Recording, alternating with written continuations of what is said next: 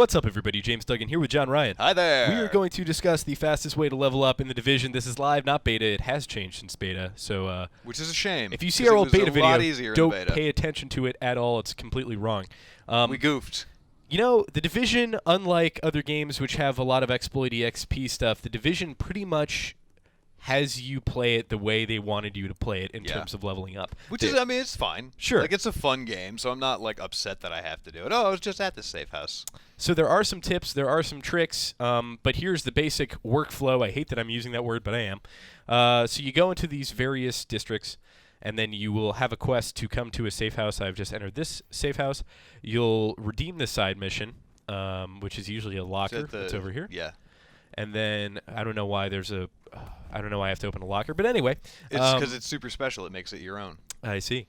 Now you come talk to the situation report guy. Then you go right here, and then you get the lowdown on the area, and this is going to populate your map with all of the encounters as well as the side missions. But if you didn't know that already, which hopefully you did. Yeah, hopefully you knew that much. So I will say that encounters reward relatively little experience, but you need them to progress in terms of your skills. Side missions are okay, but I think the bread and butter content here is the main missions. Yeah, I would agree with you on that. I mean, really, the encounters are about 10 to 15,000 XP apiece. Side missions are maybe 30. But once you hit level, what are you right now? Like 25, 26? 25, yeah.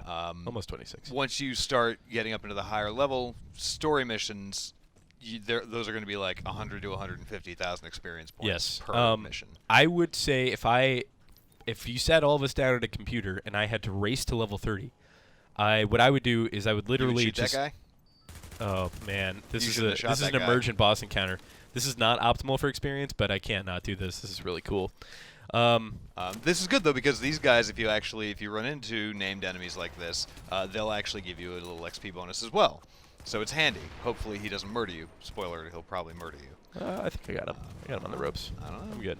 Anyways, so diving into doing the main quests is your best bet. Unfortunately, though, you're only really able to do it once, which is fine. I mean, there's a bunch of main missions to do. I think there's 26 or 27 of them in total throughout the game, and once you get to higher level ones like 20, 21, then you'll start getting really massive XP loads for them. So I mean, that one main mission will probably get you at least halfway, if not 2/3 or 3/4 of the way through your level bar. All right, let's get into the meat and potatoes of this Let's Play, which are these tips. I'm just going to read through all of them because the audience has waited long enough. So main missions are the main way. Like I said before, if I was going to sit down on a computer and race everybody, I would do nothing but just straight up main missions until I literally could not because of levels, in which case I would do some side missions. But if you complete every side mission in an area, you'll get a quest at the safe house, which you can redeem, which is a decent amount of experience. It's nothing to write home about, but it's free. So if you do end up completing all the side missions, go back there. Do the security wing first. This is very really not that big of a deal because you're going to get guided there naturally anyway. Yeah, it's an it's extra 10% like the second or in the third talents. thing you would have to do if you went in order. I mean, everybody already knows it's that. Technically, I think, the second or third story mission you're supposed to do, but really you should just do it first. If you haven't done it already, it's right there. If you're like level 8 or 9 and haven't done the Lincoln Tunnel checkpoint mission already, you're a fool. Go back and do it. You're one of these guys up here. One of these useless JTF guys whom I hate, and their helmets stay on anyway, despite them hanging upside down. They've got straps on them, clearly. And why are you so mean to them? They're so useless. All they do is push. Dead. Literally, they do no damage. Don't ever help me. Show up after I've helped all these civilians, and then the only thing they've ever done is literally push me. Wait, are you going after him again? Push me out of cover. They push me out of cover, John. I hate them. But anyway, so there's those things. There's also, this is pretty important, you do not get any experience for replaying missions. And when I say you don't get any experience, of course you're going to get kill experience and stuff like that. However, you're not going to get the bonus for the first-time completion. Right, so if you kill an enemy or two, you'll get, whatever, 75 or 100 points for experience. But you will not get the big, 40,000, 50,000. Which is surprising, I have to say. Well, because it was like that in the beta, and it was the easiest way to level up. If you just ran a story mission like 4 or 5 times, you would immediately go up 1 or 2 levels. It's a real shame. But that said, so the James playing a story mission or a side mission right now. Side missions are another solid way to bump up. But then there's also no XP for going in the Dark Zone, obviously. And then this is another big one. There's no experience bonus for playing on hard mode. A lot of people think I even had a level 30, one of my good friends, he's a level 30, I talked to him, he's like, no, you definitely get extra experience for playing on hard mode. You do not, besides the kill experience.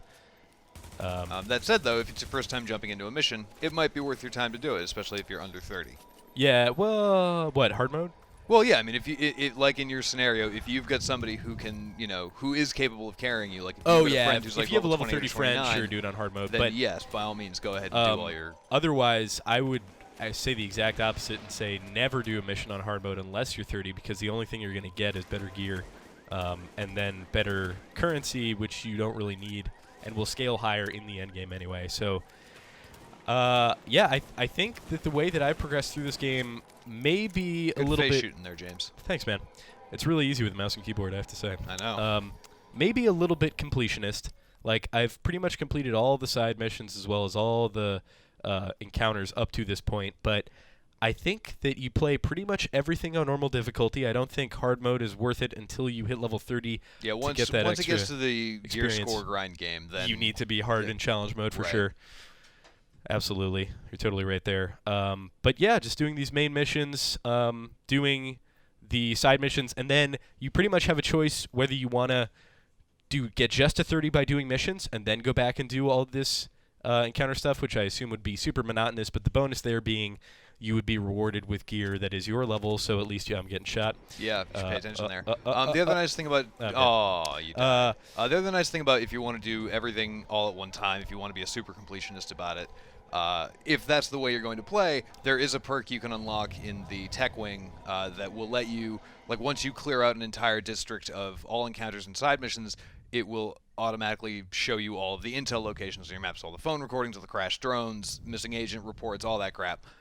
That's a great point. Those will automatically show up. So if you are trying to grind to 30, but while also clearing district by district, definitely make sure you've unlocked that perk as well. Yeah, that's a great point. And that soothes my inner OCD nerd. For all things The Division, keep it right here on IGN.